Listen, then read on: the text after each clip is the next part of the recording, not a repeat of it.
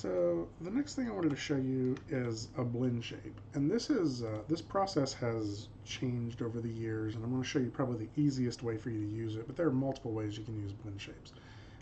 Some programs will call these morph targets, but essentially this is our model, right?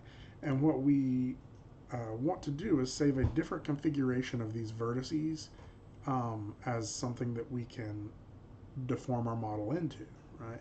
So, for example, maybe something like this, right?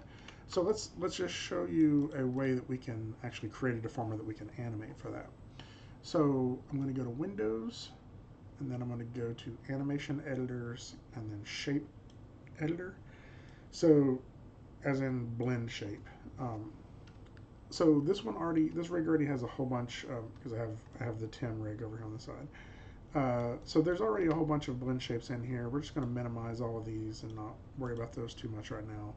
I'm going to create a new one for this sphere. So I'm going to create a blend shape. So this is the deformer itself, right? So this is the thing that will make it change.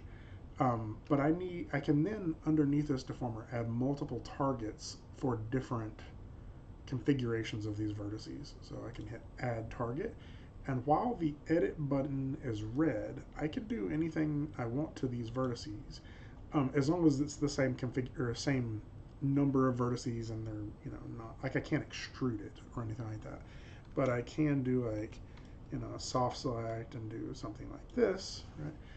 And uncheck edit, and what we have now is just this option to blend in and out of these two different versions of the model, right? So the interesting thing about this is I can add multiple targets. So I can add another target, and we could use like the sculpting tools to warp this way down here, and maybe even pull these shapes in, right? And so now I have this other shape, and again I can uncheck edit, and I can blend in and out of that.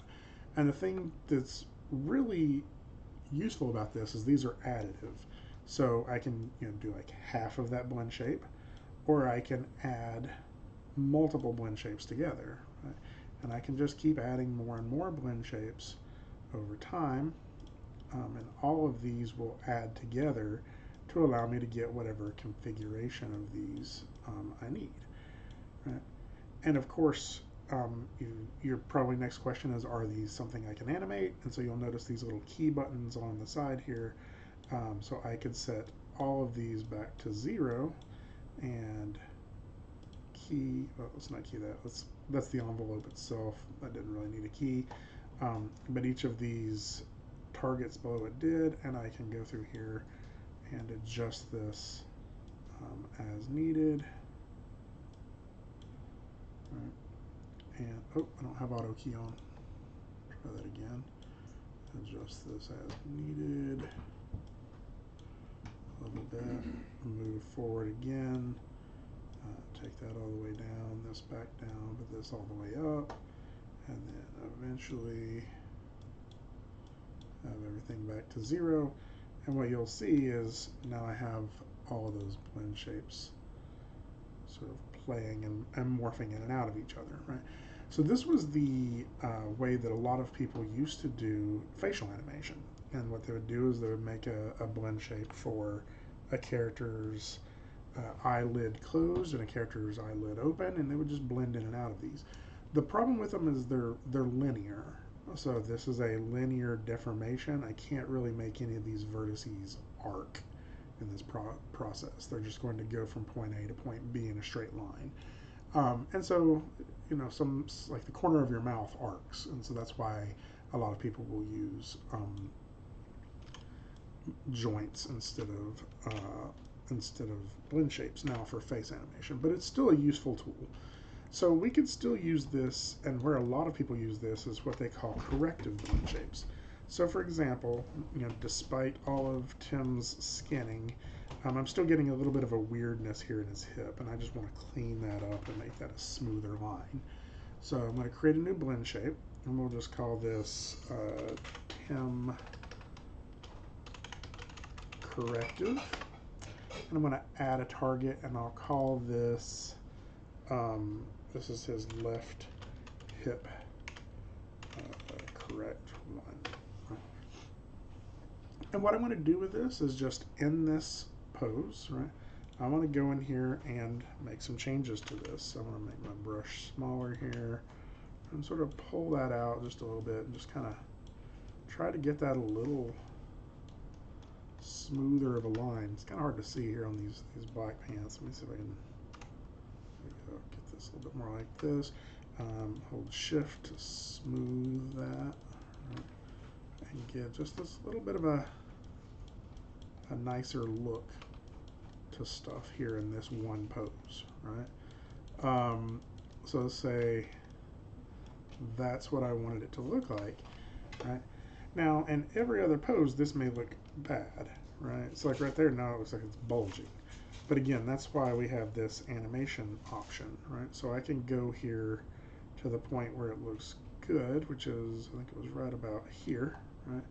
And go ahead and set a keyframe on that. And then here, I can turn that maybe only partially on.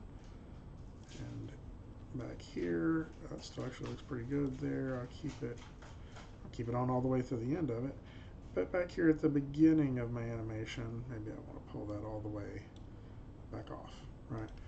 And so what I get now is all the way through this animation, that blend shape comes on and stays on to keep that feeling better. And this is just a way that you can kind of brute force fix things that might be broken or need fixing, right?